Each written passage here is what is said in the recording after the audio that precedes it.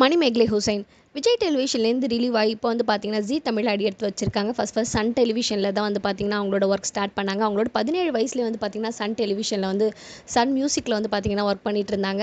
அதில் நிறைய ஷோஸ் வந்து பார்த்தீங்கன்னா லைவ் ஷோஸ்லாம் கூட பார்த்தீங்கன்னா ஹோஸ்ட் பண்ணியிருக்காங்க. ஃப்ராங்கா சொல்லட்டா, கோலிவுட் டைரிஸ், இந்த மாதிரி நிறைய ஷோஸில் வந்து பார்த்தீங்கன்னா வந்து அவங்க ஹோஸ்ட் பண்ணியிருக்காங்க. அதில் தான் நல்லா ஃபேம் ஆனாங்க. அதில் தொடர்ந்து வந்து பார்த்தீங்கன்னா 9 இயர்ஸாக சன் டெலிவிஷன்லேயே வந்து ஒர்க் பண்ணவங்க. அப்புறம் விஜய் டெலிவிஷன் அதாவது வந்து ஹுசைன் கூட சேர்ந்து மிஸ்டர் அண்ட் மிஸ்ஸஸ் சின்னத்திரையில் வந்து பார்ட்டிசிபேட் பண்ணாங்க. அங்கேயே அவங்களோட திறமை, அவங்களோட பேச்சு திறமைலாம் பார்த்தா வந்து பார்த்தீங்கன்னா அவங்களுக்கு குக் வித் கோமாளி ஷோவில் வந்து சான்ஸ் கிடச்சிது. அதுலேயும் பார்த்தீங்கன்னா பயங்கர ஃபேமாக இருந்தாங்க இவங்க. அதுக்கப்புறம் தொடர்ந்து குக் வித் கோமாளி ஷோலேயே வந்து ஹோஸ்ட்டாகவும் வந்துட்டு இருந்தாங்க. பட் ஆனால் அங்கே நடந்த சில கான்ட்ரவர்சியால் பிரியங்கா கூட மெயினாக. ஸோ அந்த கான்ட்ரவர்சியால் பார்த்தீங்கன்னா குக் வித் கோமாளி ஷோ வந்து முடியறதுக்கு முன்னாடி குக் வித் கோமாளி சீசன் 5 வந்து ஆல்மோஸ்ட் எண்டிங் எபிசோட் வரதுக்கு முன்னாடியே வந்து பார்த்தீங்கன்னா மணிமேகலை அந்த ஷோலேருந்து ரிலீவ் ஆகிட்டாங்க. தொடர்ந்து வந்து பார்த்தீங்கன்னா அவங்களோட ஜேர்னி வந்து ஸ்டார் விஜயோட தொடராமல் அவங்க வந்து இப்போ வந்து ஜீ தமிழ் அடி எடுத்து வைக்கிறாங்க. அந்த ஹாப்பி மொமெண்ட்ஸை ஷேர் பண்ணியிருந்தாங்க.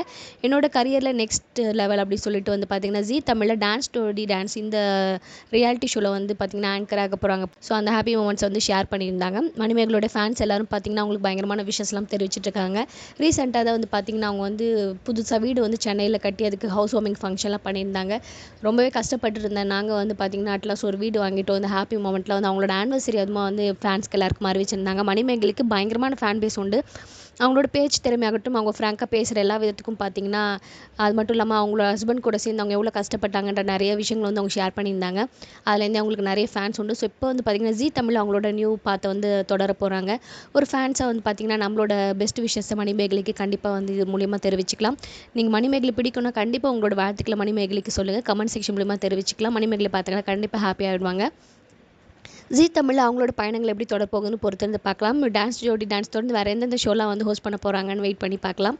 For more exclusive updates and videos please subscribe our channel.